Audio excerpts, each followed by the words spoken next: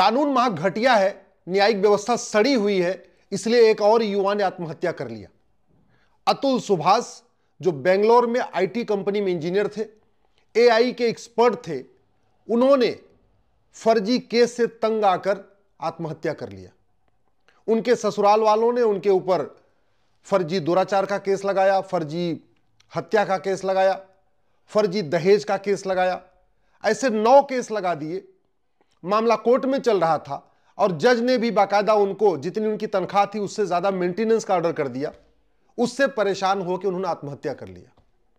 मैं बार बार कहता हूं, भारत में हर साल लगभग 10 लाख लोग घटिया कानून के कारण अपनी जिंदगी जी नहीं पा रहे। एयर पोल्यूशन के कारण लोग मर रहे हैं, वाटर पोल्यूशन के कारण मर रहे हैं, नॉइज पोल्यूशन के कारण मर रहे हैं, सड़क में गड्ढों के कारण मर रहे हैं। इसके अलावा फर्जी बलात्कार के केस से परेशान होकर आत्महत्या कर रहे, फर्जी छेड़छाड़ के केस से परेशान होकर आत्महत्या कर रहे, फर्जी SC/ST केस के कारण लोग आत्महत्या कर रहे, फर्जी दहेज के केस के कारण आत्महत्या कर रहे, लाखों निर्दोष लोग जेल में सड़ रहे हैं और लाखों दोषी लोग बेल पे बाहर घूम रहे हैं। मूल कारण है घटिया कानून और सड़ी हुई न्याय व्यवस्था। अगर ये हमने जो भारतीय न्याय संहिता बनाया ना, इसमें एक चैप्टर होता offence relating to cheating, fraud, forgery and perjury, और ये इसी जो नई वाली भारतीय न्याय संहिता बनी, इसी में हमने ये डिक्लेयर कर दिया होता कि झूठ बोलना, झूठी शिकायत करना, झूठी गवाही देना, झूठा मुकदमा दायर करना, झूठा FIR लिखवाना, झूठी जांच करना, झूठा एफिडेविट फाइल करना गंभीर अपराध है, तो लाखों लोगों की जिंदगी बच सकती थी।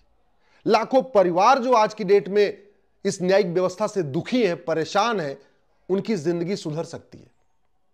फर्जी शिकायतें हो जाती हैं क्योंकि वो गंभीर अपराध नहीं है। पुलिस के लोग भी फर्जी मुकदमे लिख लेते हैं क्योंकि फर्जी मुकदमा लिखना गंभीर अपराध नहीं। फर्जी जांच कर देते हैं पैसा लेके, एक पक्ष से पैसा लिया और फर्जी जांच कर दिया। क्यों? क्योंकि फर्जी जांच करना भी गंभीर अपराध नहीं। लोग पैसे लेके फर्जी गवाही कर दे रहे, क्यों? क्योंकि वो भी फर्जी गवाही, झूठी गवाही देना भी गंभीर अपराध नहीं। झूठा एफिडेविट लोग फाइल कर दे रहे क्योंकि वो भी गंभीर अपराध नहीं।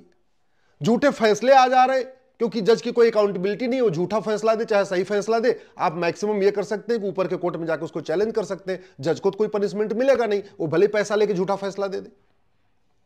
आप फर्जी आधार बन रहा है, खूब धड़ल्ले से बन रहा है, क्योंकि फर्जी आधार बनाना और फर्जी आधार बनवाना गंभीर अपराध नहीं। फर्जी राशन कार्ड खूब बन रहा है क्योंकि फर्जी राशन कार्ड बनाना और बनवाना गंभीर अपराध नहीं।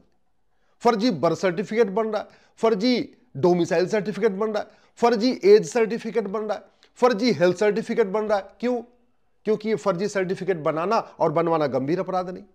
फर्जी पासपोर्ट बन रहे क्योंकि वो भी गंभीर अपराध नहीं। फर्जी ड्राइविंग लाइसेंस बन रहा है क्योंकि वो भी गंभीर अपराध नहीं। और बाकी तो छोड़िए, फर्जी वसीयत बन रही है, फर्जी विरासत बन रही है, लाखों केस फर्जी वसीयत और फर्जी विरासत के चल रहे हैं, क्योंकि फर्जी वसीयत बनाना और बनवाना, फर्जी विरासत बनाना और बनवाना, फर्जी साइन करना और करवाना, ये भी गंभीर अपराध नहीं है। फर्जी, बहुत सारे बिजनेसमैन फर्जी कॉन्ट्रैक्ट से परेशान है क्योंकि फर्जी कॉन्ट्रैक्ट करना और करवाना वो भी गंभीर अपराध नहीं।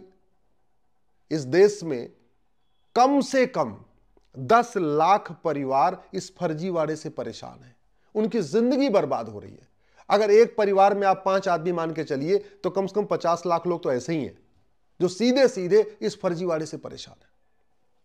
अगर हम केवल इतना काम कर दें, ये हमारा एविडेंस एक्ट है, नया वाला भारतीय साक्ष्य अधिनियम है, इसमें यह हम सुनिश्चित कर दें कि भाई अगर आप थाने पे जाएंगे मुकदमा लिखवाने, तो जब आप पूरी शिकायत लिखेंगे उसमें नीचे आपको यह भी लिखना पड़ेगा, अंडरटेकिंग देना पड़ेगा कि ये जो ऊपर शिकायत लिखी है ये बिल्कुल सच है, और जरूरत पड़ने पे इसके लिए मैं अपना ब्रेन मैपिंग कराने के लिए, पॉलीग्राफ टेस्ट कराने के लिए, नार्को टेस्ट कराने के लिए तैयार हूं। मैं गारंटी के साथ कहता हूं फर्जी शिकायत बंद हो जाएगी।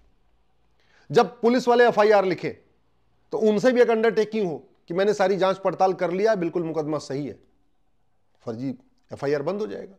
जो पुलिस वाले जांच करें उनसे भी अंडरटेकिंग ले लिया जाए, ये पूरी जांच मैंने ईमानदारी मेहनत से किया हुआ है और जरूरत पड़ने पर इसके लिए मैं narco polygraph brain mapping test कराने के लिए तैयार हूं। कितना भी आप पैसा दीजिए, पुलिस वाले फर्जी जांच करेंगे नहीं। अगर जो आदमी गवाही देने आता है कोर्ट में, उससे अंडरटेकिंग ले लिया जाए कि मुझे पता है कि झूठ बोलने पे 10 से 20 साल की सजा होती है, और जो मैं गवाही दे रहा हूं इसके बाद अगर जरूरत पड़ी तो मैं अपना narco polygraph brain mapping test कराने के लिए, मैं गारंटी के साथ कहता हूं, बाप भी बेटे के लिए झूठी गवाही नहीं देगा, पति भी पत्नी के लिए झूठी गवाही नहीं देगा, भाई भी भाई के लिए झूठी गवाही नहीं देता। अमेरिका में कोई झूठी गवाही नहीं करता, सगे संबंधी भी झूठी गवाही नहीं करते। क्यों? क्योंकि झूठ बोलना, झूठी गवाही करना 10 से 20 साल का अपराध, सजा होती है। आतंकवादी एक था डेविड कोलमन हेडली, पकड़ा गया अमेरिका में। जैसे ही पकड़ा गया, पुलिस ने पूछा तूने यार रेकी किया था? बोले हाँ रेकी किया था। जानते क्यों बोल दिया? क्योंकि रेकी करने की सजा 10 साल है और झूठ बोलने की सजा 10 से 20 साल है। तो उसने मान लिया कि हाँ रेकी किया तो 10 साल सजा हुई। अगर झूठ बोल देता कि नहीं मैंने रेकी नहीं किया और narco polygraph brain mapping test उसका होता और उसमें होता कि नहीं इसने रेकी किया है, तो जानते हैं उसको 30 साल की सजा होती है। उससे बचने के लिए इसने बोल दिया। आपको याद होगा साउथ अफ्रीका के कैप्टन हैंसी क्रोनिये, ऐसे बहुत सारे लोग सट्टे में पकड़े गए थे। जैसे उनसे पुलिस ने पूछताछ किया, उन्होंने बोला हाँ एडमिट कर लिया। क्यों? क्योंकि सट्टाबाजी करने पे 5 साल की सजा है और झूठ बोलने पे 10 से 15 साल की सजा है अफ्रीका में। तो झूठ बोलते कि मैंने सट्टाबाजी नहीं किया, मैंने कोई उनसे मेल जोल नहीं किया है, तो उनको ज्यादा सजा होती। मान लिया कि हाँ हमने किया था तो उनको कम सजा हुई। ऐसी इसीलिए सिंगापुर में, जापान में, अमेरिका में, कई दुनिया के कई देशों में झूठ नहीं बोलते, क्योंकि अपराध करने की सजा कम होती है, झूठ बोलने की सजा ज्यादा होती है। इसलिए जैसे पुलिस पकड़ती तुरंत एडमिट कर लेते हैं हमने किया है। और जब एडमिट कर लेते हैं तो उनके पक्ष में कोई अच्छा, चूंकि झूठी गवाही भी गंभीर अपराध है तो कोई झूठी गवाही भी नहीं करता।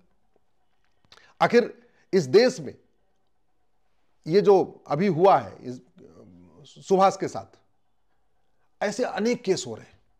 कितने साधु संत महात्मा फर्जी केस से परेशान हैं, कितने बड़े प्रतिष्ठित लोग परेशान हैं फर्जी केस से। सबके मन में खौफ रहता है कि पता नहीं कौन हमारा विरोधी 10-20 लाख रुपए दे के किसी लड़के से या किसी लड़की से झूठा केस करा देगा, मैं तो हो गया। भाई बड़ी सीधी सी बात है ना, एक बार अगर आपकी पगड़ी उछाल दिया, आपके खिलाफ झूठा छेड़छाड़ का मुकदमा करा दिया, झूठे बलात्कार का मुकदमा करा दिया या कोई भी झूठा मुकदमा करा दिया, जब तक आप सिद्ध नहीं, जब तक कोर्ट आपको छोड़ेगी नहीं, तब तक तो यही रहेगा हाँ यार कुछ हो सकता है, कुछ हो सकता है, इन्होंने कुछ किया हो। तो आपकी तो पूरी इज्जत गई, पूरी जिंदगी भर की मिट्टी मिल गई। हमसे बहुत सारे साधु महात्मा, कथावाचक, महामंडलेश्वर इस बात को कह चुके हैं कि आज की डेट में उनको अपनी कथाओं में सही बात बोलने में डर लगता है। उनको लगता है कोई विरोधी लोग जो देश के गद्दार हैं, जो यहां पे देश विरोधी बैठे हैं, कहीं ऐसा ना हो कि उनके खिलाफ कोई झूठी शिकायत करा दे और उनकी पूरी जिंदगी भर की प्रतिष्ठा खत्म हो जाए। SC/ST केस में, फर्जी में विष्णु तिवारी 20 साल तक जेल में बंद था। जानते हैं उसका परिवार बर्बाद हो गया, शादी विवाह नहीं हो गया, पूरा वंश खत्म हो गया। क्यों? क्योंकि उसको 20 साल तक जेल में रहा। जब जेल से छूटा कोई शादी नहीं करेगा, बड़ी स्वाभाविक सी बात। जो आदमी 20 साल जेल में रहेगा उसको अपना दामाद कौन बनाएगा? इन घटिया कानूनों के कारण लगातार भारत की डेमोग्राफी खत्म हो रही है और इस घटिया कानून के कारण देश विरोधियों की बल्ले बल्ले, घुसपैठिए आ रहे हैं, आधार बनवा रहे हैं, राशन कार्ड बनवा रहे हैं, वोटर ID बनवा रहे हैं, बर्थ सर्टिफिकेट बनवा रहे हैं, ड्राइविंग लाइसेंस बनवा रहे हैं, जनधन खाता खोल रहे हैं, फ्री का मकान ले रहे हैं, सारा कुछ कर ले रहे हैं। क्यों? क्योंकि फर्जी कागज बनवाना गंभीर अपराध नहीं है। जब फर्जी कागज बनाना और बनवाना गंभीर अपराध है, सब फर्जी कागज बनाते जा रहे हैं। मुझे समझ में नहीं आता, एक कानून बना के हम ये जहां जहां आधार बनता है वहां एक नोटिस क्यों नहीं लगा देते कि भाई फर्जी आधार बनाने पे 10 से 20 साल की सजा होगी, बनाने और बनवाने वाले को दोनों सजा होगी। और जहां जहां आधार बनता, अगर वहां ऐसा नोटिस बोर्ड लिखा रहे तो लोग फर्जी आधार बनाना भी बंद कर देंगे, बनवाना भी बंद कर देंगे। जहां बर्थ सर्टिफिकेट बनता है वहां अगर एक बड़ा सा नोटिस बोर्ड रहे कि फर्जी बर्थ सर्टिफिकेट बनाना और बनवाना गंभीर अपराध है, पकड़े जाने पे दोनों को 10 से 20 साल सजा होगी, ना कोई बनवाने जाएगा ना कोई बनाएगा। जहां ड्राइविंग लाइसेंस बनता, अगर वहां लिखा रहे फर्जी ड्राइविंग लाइसेंस बनाना और बनवाना गंभीर अपराध है, पकड़े जाने पे 10 से 20 साल सजा होगी, ना कोई बनाने जाएगा ना बनवाया जाएगा। ये घुसपैठिए अपने आप भाग जाएंगे और हमने कानून ठीक कर दिया। इसलिए मैं माननीय प्रधानमंत्री से निवेदन करता हूं, माननीय गृह मंत्री से निवेदन करता हूं, इस पर आप गंभीरता के साथ सोचिए। संसद में इस पर चर्चा होनी चाहिए। नार्को पॉलीग्राफ ब्रेन मैपिंग कानून बनाना बहुत जरूरी है। हर जिले में झूठ पकड़ने के लिए एक नार्को पॉलीग्राफ ब्रेन मैपिंग की लैब बनाना जरूरी है। बहुत खर्चा नहीं आएगा। 800 जिले हैं अपने पास भारत में, मुश्किल से 2 करोड़ रुपए एक लैब बनाने का खर्चा आएगा, यानी 1600 करोड़ में पूरे देश में एक लैब बन जाएगी। और जैसे ये लैब बन जाएगी वैसे लोगों के अंदर खौफ, नार्को पॉलीग्राफ ब्रेन मैपिंग कानून बनते ही खौफ पैदा हो जाएगा, भैया मैं तो झूठी बात नहीं करूंगा, झूठी गवाही नहीं दूंगा। जैसे ही लोगों को पता चलेगा कि फर्जीवाड़ा करना, फर्जी गवाही देना, फर्जी शिकायत करना गंभीर अपराध है, तो नहीं होती। ये जो इस युवा ने अपनी आत्महत्या किया है उसके खिलाफ 9 फर्जी मुकदमे थे। अगर उसकी पत्नी को पता होता कि फर्जी केस करना गंभीर अपराध है तो 9 मुकदमे नहीं करती, बिल्कुल नहीं करती। जब उसने फर्जी केस किया वो इसलिए किया कि उसको पता है कि फर्जी केस यहां भारत में आम बात है, कोई दिक्कत ही नहीं है। फर्जी केस कर दो, उसके बाद सामने वाला अपने आप को बेगुनाह साबित करता रहे। ये जो सिस्टम है ना, ये भारत को बर्बाद कर रहा है। और भारत में जितनी समस्याएं हैं, भारत में घूसखोरी, कमीशनखोरी, जमाखोरी, मिलावटखोरी, कालाबाजारी इसलिए चल रही है क्योंकि कानून घटिया है, न्यायिक व्यवस्था सड़ी है, झूठ बोलना गंभीर अपराध नहीं है और मुकदमे 40 साल 30 साल चलते हैं। भारत में ड्रग स्मगलिंग हो रही है, ह्यूमन ट्रैफिकिंग हो रही है, हथियारों का पूरा कारोबार चल रहा है, माफियाओं का पूरा कारोबार चल रहा है। क्यों? क्योंकि कानून घटिया है। चीटिंग, फ्रॉड, फोर्जरी हो रही है, बच्चों के पेपर लीक हो जाते हैं, हर एग्जाम के बाद पेपर लीक हो जाता है। आज वो तैयारी करते हैं, 3 साल तक उनका पेपर लीक होता रहता है। क्यों? क्योंकि कानून घटिया है। भारत में धर्मांतरण क्यों हो रहा है? कानून घटिया है। घुसपैठ क्यों हो रही है? कानून घटिया है। आत्महत्या क्यों लोग कर रहे हैं? कानून घटिया है। लोग सड़क में गिरने से मर रहे हैं क्योंकि बार बार सड़क टूट रही है। सड़क टूटने का मूल कारण भ्रष्टाचार, और भ्रष्टाचार का मूल कारण घटिया कानून। तो इस घटिया कानून के कारण 10 लाख से ज्यादा हर साल 10 लाख लोग जल्दी खत्म हो रहे हैं, वो अपनी पूरा जीवन नहीं जी पा रहे हैं। इसलिए मैं माननीय प्रधानमंत्री से निवेदन करता हूं कि कम से कम जुडिशियल रिफॉर्म पे चर्चा करिए।